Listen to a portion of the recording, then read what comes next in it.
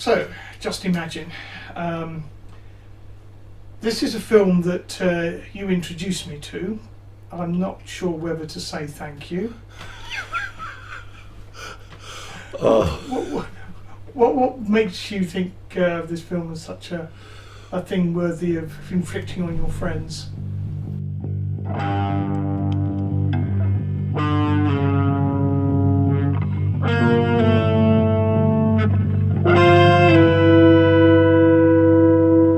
First of all, I totally accept that it has a total ineptitude. It's a charming ineptitude, but it's got many excuses. Greetings and felicitations. I'm Mark Hempsall, the rocket scientist of the title, but more accurately, I'm actually an astronautical systems engineer. That was an old friend and colleague of mine, Jerry Webb, who was the person who introduced me to the 1930 film Just Imagine. Despite this, we are still friends. After all, you don't stop loving your cat just because she's presented you with a half-dead mouse as a present. So, while many may argue that the image of a half-dead rodent may be an appropriate metaphor for this film, it is nevertheless an important work to look at as part of my overall mission to critically review movies that are set in space. Partly to argue how good or bad they are as movies, but primarily to assess how well they depict the reality of spaceflight. Now, my overall goal here is to trace the evolution of the way space is depicted in movies until it becomes an established genre that I'm going to be calling fairy space. And like cowboy films or spy films, the audience can be expected to understand the rules that govern the genre, even if the genre rules have nothing to do with real life. Therefore, this series of videos should probably be called An Astronautical System Engineer Explores the Effect of Cinematic Representations of Space on Humanity's Cultural Perception of the Extraterrestrial Environment. But that's hardly clickbait, so rocket scientist trashes it is. Now, in the case of Just Imagine, I don't think that there can be any improvement in the clickbaitability of the title that's going to help us, because I am pretty sure most of my potential YouTube audience will be completely unaware of this blockbuster movie. Lucky them. Anyway, here's the film setup, with the health warning that I think the 1880 footage may be simulated. There are several small anachronistic details which give it away. That and the fact that movie cameras have not been invented in 1880. Imagine what a difference 50 years can make. Take a look at New York in 1880. What a peaceful scene. What calm dignity. Just imagine. The people in 1880 thought they were the last word in speed. Take a look at the same spot today. Good old Fifth Avenue. Changed a bit, hasn't it? If the last 50 years made such a change, just imagine the New York of 1980, when everyone has a number instead of a name, and the government tells you whom you should marry. Just imagine 1980.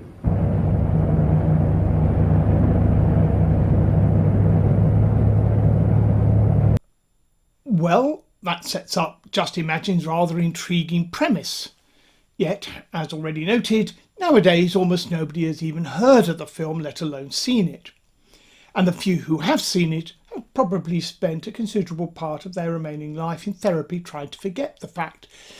Yet, it had all the trappings of a surefire blockbuster hit that should have lived long in the cultural memory. It was written by leading Broadway writers. It was Oscar nominated, and Just Imagine definitely comes under the category of blockbuster on budget alone, which was around $1 million. Well, okay, these days that's just loose change lost in Elon Musk's sofa, but back then $1 million was a lot of money. In today's dosh, it's worth around 18 million.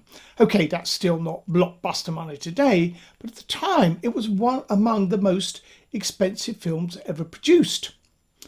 So the lack of awareness of this science fiction comedy musical may seem surprising, unless you've seen it, of course. But here's Jerry Webb's take on why this movie might fall just a little short in the perfection department. But where it goes wrong is I don't recognise any of the actors. I don't know how famous they were, except the comedian in it, who is totally strange because he's got a very strong Swedish accent. But there is some magnificent ideas. But one of the huge mistakes was that it's a musical, so the whole action and the music is bad. It's the only way I can describe it. So in the middle of quite interesting scenes, the hero stops and sings this drippy song. Jerry raises 2 points, so let's first consider the cast. It had many up-and-coming and proven stars such as Marjorie White, Frank Albertston and John Garrick. And a new exciting talent, Maureen O'Sullivan, who actually managed to overcome the handicap of this being her film debut and had a career that went on to eclipse them all. But top of the bill was L. Brendel. Who, you ask? Well, a popular comedian, and according to Wikipedia, he's best remembered for his Dalek routine as a stupid Swedish immigrant, although I think we're rather overburdening the meaning of the word remembered here. Anyway, it's in this persona of an intellectually challenged Scandi that he appears in this film. The use of L. Brindell is the first example of a trope that we will see used again, despite the fact that it clearly doesn't work.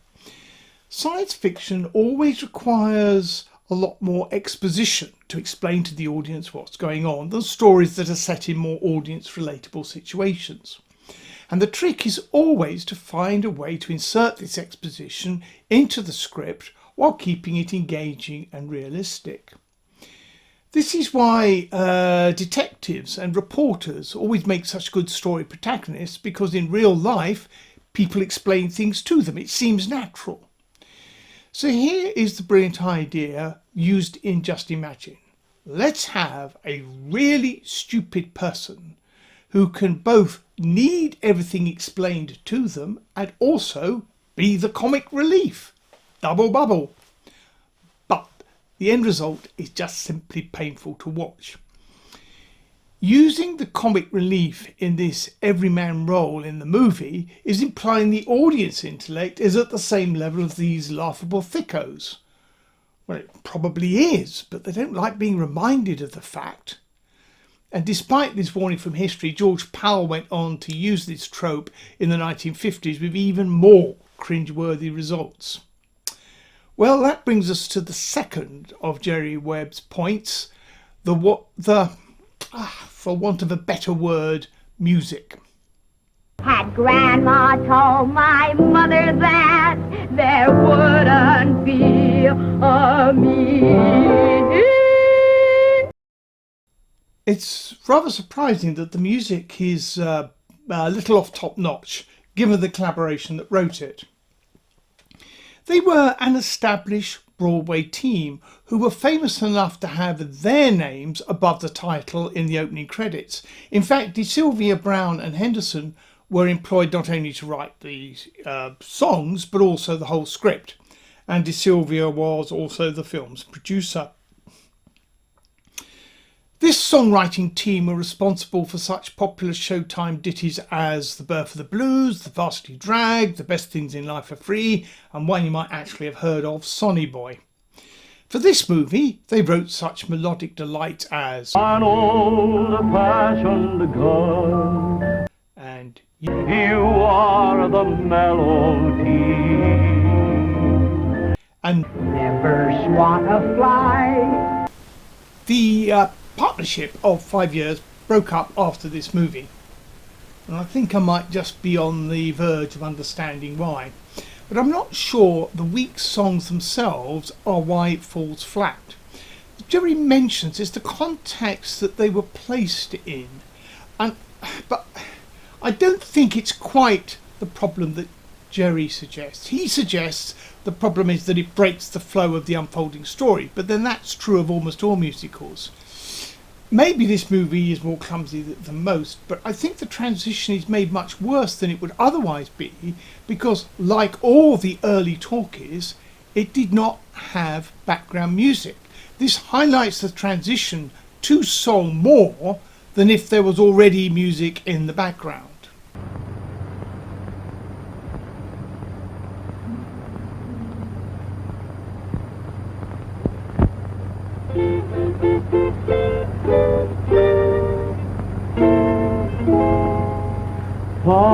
me if I seem high hat. And this is why all these early talkie movies have a flat feel to modern ears, because almost all films these days have a musical score. The film that enlightened Hollywood as to the merits of background music was King Kong, which was released just 3 years after Just Imagine.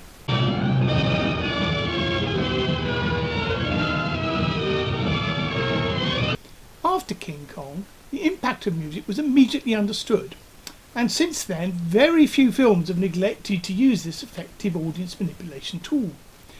So the audience today expect music, and the problem for Just Imagine is that the 1930 audience were also used to having music with their films. Silent films were not viewed silently like this.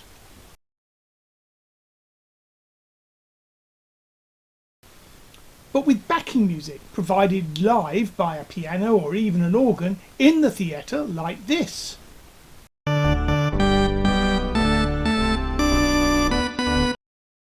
In short, silent films were melodramas in the original meaning of the word, that is, drama with music. Melodrama was a thing. It was a form of theatre in the 19th century where they were mostly slushy, sentimental plays which had an orchestra supplying backing music, and they were very popular. The popularity and the appeal to the emotions rather than the intellect probably accounts for why high theatre rather looks down on it from its Shakespearean heights, forgetting that in his days Shakespeare also included music. When sound came along and you could hear the actors talk, which is why they were called talkies, it emphasises what they could do. My guess is that the film industry did not include background music because they thought they could escape the somewhat trashy reputation of melodrama and raise the artistic merit of films by offering high speech-only drama as you would get in live stage performance. But they missed the key point. Melodrama was popular, and popular stage melodramas indeed had been a major source of stories for early silent film. So if you wanted to make money, and filmmakers always do, you need bums on seats, and if you want that, then you need to make movies that are popular. So ultimately highfalutin artistic merit can go itself, and background music it is. But with or without background music, integral sound was still a new gimmick that should have been a selling point. Just Imagine comes only 3 years after The Jazz Singer, which was the first movie distributed which had synchronised sound for some of its scenes. And here Just Imagine follows a pattern we will see again and again, where some new innovation in cinema is soon followed by a space-based blockbuster showcasing the new cinema technology, and where the technology it is using is one of its selling points. I think this is an interesting point. Fairy space has the potential to create an audio-visual delight for the audience, which can highlight the enhanced experience of the new technology, while at the same time, because it's a complete fantasy world, any shortfalls in reality are far less noticeable to the general audience. And generally it works. But I don't think the new gimmick in and of itself can make a film watchable. I saw both 2001 and Avatar when they first came out in their respective formats. And since then I've seen both films many times on television and in other smaller cinema screens. And although they were both stunning in their intended media and well worth the extra ticket price, they still also work very well in conventional cinema format or on a large television screen. The point here is that they are just good films. Good stories, told by good scriptwriters, and performed by good actors, and that just doesn't seem to be the case with Just Imagine. Of course, space does not have the same potential to wow in sound as it does in vision, but we also need to consider that although it was a very early sound film, it was competing with close to 90 other musicals released that year. So in this case, the use of space-based science fiction looks more like a desperate grab for novelty rather than the filmmakers having a vision of what the new medium can offer to sell that vision. But I'm not sure even the sound and the music is the real problem. Here's Jerry Webb's take on the overall vibe of the film. But it's got all of the standard tropes of the time, such as people have pills for food and they have numbers for names, and all this type of stuff. Babies come out of machines with things, and these are played for laughs. But once again, one of the problems with the films, you're not sure whether they're playing it for laughs or not in some of the scenes. But it just, I'm sorry, but it just has charm. Well, charmed is not quite how it struck my cynical and humorous soul. But I do think that Jerry has hit on the film's real problem, which is it is very difficult to get a grasp on its tone. Now, normally a science fiction comedy would be tending to satire, and there is some of that. There is clear fun being poked at Prohibition, or the Volstead Act as they call it, which was by then about a decade old. The film assumed that Prohibition was still in place in 1980, whereas in fact it was repealed just 3 years later. But I doubt if this timid satire had much to do with the demise of this particular disastrous experimentation in government-enforced morality. To take another thing, when it comes to a plot centred on a state-controlled marriage, is Just Imagine having a satirical jab at eugenics, or just accepting societal control of human breeding was a good and inevitable thing, bearing in mind that eugenics was an established principle across the world in 1930 and was an active policy, for example, in the United States up to the 21st century. Take another example. The film assumes that names have been replaced with numbers. Now, is this to signal dehumanisation, or is it just an illusion to create a difference from current times? It's very difficult to say. But the end result is unnatural and it subverts any sense of plausibility. And while on the subject of numbers, the scheme they use has only got 70,000 combinations, the authors having missed that in the 1930s the global population had already reached 2 billion and would be close to 4.5 billion in 1980. The constant impression I get is that the three songwriters attempting this narrative were completely out of their depth and did not pay any proper attention to such matters. They just went with what felt right to them. So to modernise, it's very difficult to tell when the movie is attempting to be satirical or when it is making a genuine attempt to predict what the future might be like, or when it is just simply being silly. It feels in the end like a mishmash of all three. And the problem for the producers is that is probably how it felt to a 1930 audience. And maybe that was what was intended, assuming that the production team had given it enough thought to have an intent. But in the end, a film that sets out to be an examination of what the future might be like comes across as just a silly fantasy. And this is reinforced when halfway through the film the songs stop, our hero gets into a spaceship and flies to Mars. Yes, at last we do get to consider space. Now, this could be argued as one of the film's more accurate predictions, as NASA in the 1960s did actually have credible plans to put people on Mars in the time frame of 1983 to 1986. But this is definitely not NASA. For example, consider the astronaut selection process. Going to end it all, weren't you? No, I wasn't. But it's not a bad idea. You're just the man I'm looking for.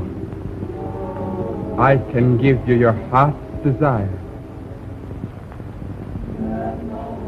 Who are you? What does it matter? I can solve your problem. And if that is true, it's worth the chance, isn't it? Trust me. come.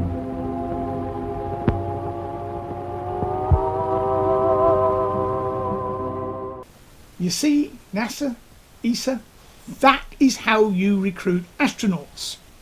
You don't advertise the vacancy to all and sundry and then spend a fortune processing tens of thousands of deluded muppets, all of whom think they've got the right stuff. Just go down to a canal towpath 8 days before the mission is due to leave and pick up a potential suicide. I'm sure they'll have the right attitude, have the right qualifications, and be very amenable over salary. And the cost savings do not have to be confined to crew selection. Let's look at the crew's flight preparation and training. Take this little book, my boy. It contains all the calculations for your return. And now, Godspeed and good luck. Now, while this space segment of the film, to our 21st century's eyes, plumbs new depths of the silly and absurd, to a 1930s audience, it might be a case of continuing mixed messages. Now, I've spent a lot of time arguing that our perception might be closer to a 1930s perception than you might have first thought. But here, I'm going to argue there may be a difference, which means we need to address why this movie was nominated for an Oscar at the 4th Academy Awards in 1931. The nomination was for art direction, that is, the look of the film. It didn't win. That was a western called Cimarron. Just Imagine did deserve its nomination, as it was a work of genuine genius, creating a credible background world of the future. Here's Jerry Webb's take on the opening sequence. I was aware of it for the whole of my existence, probably even as a baby, because nearly everybody who wanted to show the future in the 40s usually used one of the opening shots from Just Imagine, which is the picture of New York in 1980s with all the aircraft in the air and all that.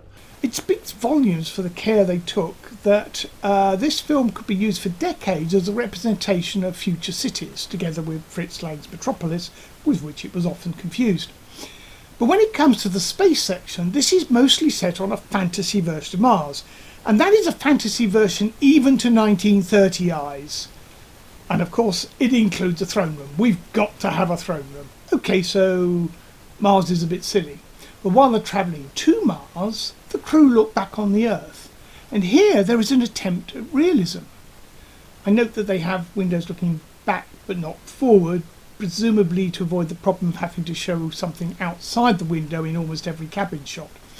However, the point here is that this is what Hollywood thought the Earth would look like from space. Indeed, it is essentially Hollywood's understanding of the Earth in space all the way into the 1960s, when we started to get real photos of the Earth from space, back from the various space missions. I'm arguing that this is an attempt at realism, which regrettably was not the case for the representation of Mars. Well, okay, what about the spacecraft itself? Well, I can't answer precisely for its technical feasibility because, as the designer explains, The plane is absurdly simple. One thing only makes it possible. My greatest invention, the gravity neutralizer. well, I'm afraid I don't know what a gravity neutralizer is or how it works, even after some extensive research. But I'm pretty sure it must involve considerable manipulation of space-time, and the experience is unlikely to be as normal and comprehensible as portrayed here. I am also unconvinced by the takeoff and landings, which sort of mimic a sort of short takeoff and landing aeroplane of the time. This sort of horizontal takeoff looks silly to us today, or rather it should do, but films today even now still use variants on it. But anyway, at the time, this conception of what a spaceship might look like was common, even in the early serious work on spaceflight. For example, here is the cover of the first ever edition of the Journal of the British Interplanetary Society that was published in 1934. Now, The degree to which serious thinkers are being influenced by science fiction imagery and the science fiction is being influenced by academic work is difficult to untangle. But the point here is that at the time, in the 1930s, this is a credible spaceship. And I use the terminology spaceship advisedly. It echoes airships rather than aeroplanes. Just imagine it has vertical takeoff aircraft as short journey personal transportation systems. But it also makes it clear that long flights are undertaken in airships. Indeed, our hero J-21 is an airship pilot. Now, that was the thinking of the time. I've just finished Neville Shute's autobiography Slide Rule. Now, he worked on both aeroplanes and airships in the 1930s, and he makes it clear that this is the split everybody thought would be the case. One consequence of this is that the crew are standing in the control room as one would stand in an airship control room, or for that matter on a ship's bridge when out on sea. So our heroes can strike those theatrical poses. But to give the film credit, it does also highlight the main problem with the arrangement. This is why you have seats with seat belts on real spacecraft. However, the point here is that this spaceship would look to a 1930s audience the way that using an Apollo spacecraft in a 1960s or 1970s film would look, or using the space shuttle in a 1980s or 90s movie. The reality of what any of these spacecraft can actually do is not relevant here. To the viewing public, it was the taste of reality. I think the lack of established tone, mixing apparent reality and high fantasy, accounts for this film's lukewarm reception at the time. Anyway, to recover the production costs, footage and props were sold out to other productions, and Wikipedia tells me that this included the electrical equipment used to revive El Brandel being reused in the 1931 Boris Karloff version of Frankenstein. I don't see it myself, but if Wikipedia says it happened, it must be right. Okay, so that one's a maybe, but there are certainly many cases where later, more cash-strapped productions clearly did use both props and shots, and we will see those in later videos. As you might have gathered, I would not recommend this to a modern audience, as the problems that meant it didn't work in 1930 have only amplified with time. Its main value today is probably as a warning from history. If you're a film producer, a director, or in any other way can make movies happen, then you should have access to this film. Then, in the event that you wake up in the middle of the night with a genius idea for a science fiction comedy musical, then tiptoe downstairs, watch this film. Not only will it help you with your insomnia, but more importantly, it will convince you that it's a bad idea which you should definitely not attempt to inflict on your fellow human beings.